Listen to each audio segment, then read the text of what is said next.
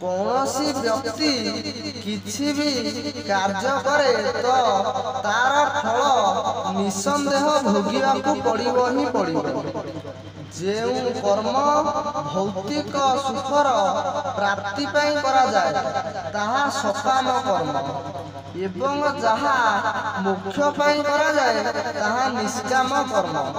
ईश्वर न्यायकारी अटंती। जहार जहा भी अन्याय पूर्वक क्षति हेला ईश्वर ताहा भरणा करिबे। अपराधर दंड समाज देला नहीं, शासनकर्ता देले नहीं तो शेषरे ईश्वर निश्चय देबे। शुभ और अशुभ कर्म समान मात्रा रे कले आगामी जन्म साधारण मनुष्य रूपरे मिले।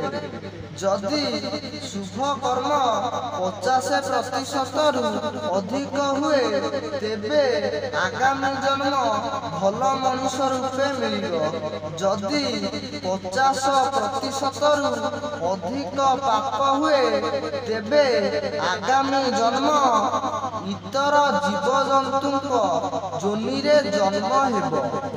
संसार रे अशुभ कर्म अधिक होइथाय।